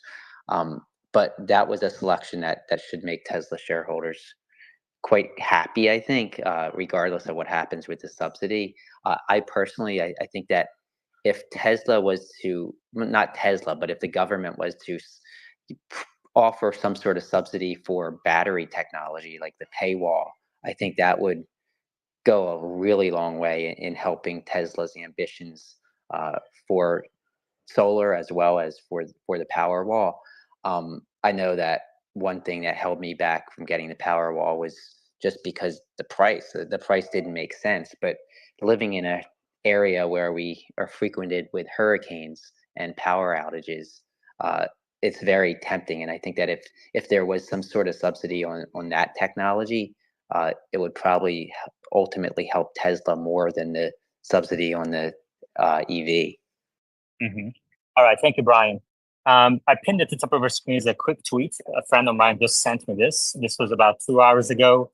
A leaked call between Trump and RFK Jr.'s discussion yesterday. Trump was reaching out to Kennedy looking for an endorsement. Trump is heard here discussing the dangers of vaccinated babies and how something is wrong with that whole system. Trump is seeking help from RFK Jr. in the upcoming administration. Omar, what do you think about this development? And then Brian, since I think Brian is very focused on the election. Is that correct, Brian? Yeah, I guess so. I think that's somewhat accurate. Okay, let's start with Omar. Omar, go ahead. I don't have any thoughts on this story. Okay, Brian, what do you think about this tweet that just came out 2 hours ago? Yeah, I mean, I don't think RFK wanted it to be released. I think somebody released it who probably shouldn't have released it. It shows that Trump offered some sort of position, it seemed, to RFK Jr. if he wanted to drop out and endorse him. That's not going to happen. I mean, maybe later down the road he will offer him a position, but RFK Jr. is not going to drop out, especially because Trump asked him to. Typically, he was a Democrat until recently, so him joining the administration, I think, would kind of baffle some people. Brian, after this last weekend's events, how likely do you think that Trump is going to win at this point? Somebody actually asked me this earlier in a space. I put it at probably 70, 75%, and Biden at 20, 25, 30% right now. The betting markets are a little bit even more in favor of Trump. Interesting. I mean, 3 months to go. It's still a big, big time period in politics, don't you think? Yeah, I mean, a lot can change. I've seen so much happen in the last few weeks of an election. So right now, that's what I'd put the odds at. But I think like within a month, it could be almost even again. If you look at the polls, surprisingly, the early polls coming out after this assassination attempt, uh, Trump didn't gain any. Biden gained 1 point in one poll, and the other poll was they're still the same. It's going to be interesting to see some of the larger polls coming out later this week. I would have thought that it would have helped Trump more than it has so far, as horrible as that sounds. Yeah. Yeah, that's a good point. I noticed the same thing as well, Brian. I agree with you. Jimmy? I just want to remind you that those polls typically come out a week like after. So those polls came out before this incident happened. We have to look at the next week's polls to see if they've adjusted. Understood. Thank you. Yeah, Brian, I didn't hear what you said there. You didn't hear it? Okay, he said the polls come out about a week delayed, so we haven't yet seen the poll results. So that's true. So some of them do. I think Morning Consult, which was the one where they basically remain the same, that was actually performed on Monday. So the results they polled, I think, surveyed 20 some hundred people Monday morning. So that one's it's not the case for that one, but I think it takes time for news to basically work its way into the populace. So a lot of people they just heard the news, so it's not going to shift their vote very much initially, but it could down the road. Great, thank you. Alex, do you have any views on the topic? No, not really. Like I listened to the video, but no, I don't have an opinion on that. Brian, who do you think Robert Kennedy Jr. is pulling from today? Like, for example, if he dropped out tomorrow, whose numbers would go up more? It's so hard to tell. I would say he's probably slightly favoring Trump right now, meaning that he's probably pulling slightly more Democrats, but it's close and it's going to be close. I don't know if he's going to have much of an impact either way. I initially was worried as a Democrat. I was worried that he would harm Biden, but I think Biden's harming Biden more than anything right now. Thank you. And final question for you, Brian. Some news came out that Elon is donating to a super PAC. The figure came out as $45 million a month, but then Elon said, or indicated, let's say, that this is false information. Do you have any thoughts on the topic? Yeah, it's weird because he kind of gave a few different answers to people that posted this news, implying that it was fake news. But then he kind of fed into it as well. So I don't know. I mean, it wouldn't surprise me at all if Musk was to donate to a PAC that was supporting former President Trump. I think that Biden and him have a long history going back to when he wasn't invited to the EV conference with GM and Ford. So I don't actually blame Musk for being mad at Biden or holding a grudge against Biden. Musk has also said some pretty inflammatory things about Trump in the past. In the Walter Isaacson book, he said that he was a con man and stuff like that. So I don't know. I mean, So did his VP, though. yeah, that's true too. So I mean, people change their minds. Perhaps he doesn't like Biden more than he doesn't like Trump, which is probably pretty obvious. So I mean, you can still think a man's a bad person and still think the other person's worse, I guess. All right. Omar, any final thoughts? Let's close Brian, thank you for joining us today, and everybody else. It's been a great discussion. Omar, would you like to close us off? My final thoughts are this. Today and probably until the election, you're going to see everyone arguing about politics, all the drama. What did Elon say? Who's Elon going to vote for? But none of this actually matters long term. What matters is two things. Number one, printer is coming. Like in Game of Thrones, winter is coming. Printer is coming. Rates are coming down. Futures markets are expecting a September cut. I think before the end of the year, I think we actually have a bet on this. I think we're going to start to see at least a 25 basis point cut. So that's the first thing that's really important for equity markets in general, but also for Tesla's auto business. And two, FSD. Hands-free FSD is a game changer. They're testing out 12.5 now. They've got the new data center. It's going to continue to get extremely good. Check out the video I just posted and the one I'm about to post. You can see the thing just driving around Los Angeles for 2 hours without any intervention. So it's really getting harder and harder to argue that it's not possible to make it a robotaxi. If it's already driving for this many hours, if it's 2 hours, why can't it be 2,000 hours or more? So those are, I think, the two important things that'll endure. Right now, everybody's caught up in the emotion of the moment, but really, I think history is being made here. This is kind of a game-changing product, and you can just really see everyone adopting it in LA. It's crazy. Like, I'm driving around LA, and it's just like you literally cannot turn your head without seeing a Tesla. Sometimes you see like packs of them, like 3 or 4 Teslas all driving together. Sometimes you come, like the other day, I came to an intersection and there was like a different Tesla coming from every direction. And I was like, oh, wow, the new Quicksilver. Okay, yeah, they got the new Model 3. It's really kind of crazy to see. Like, I feel like it kind of reminds me a lot of when the iPhone first came out and you just saw iPhones started popping up more and more over the years. It's really happening. As much as the naysayers deny it, something's changing here. Thank you, Omar. Thank you very much, everybody. And I will chat with you tomorrow. Take care.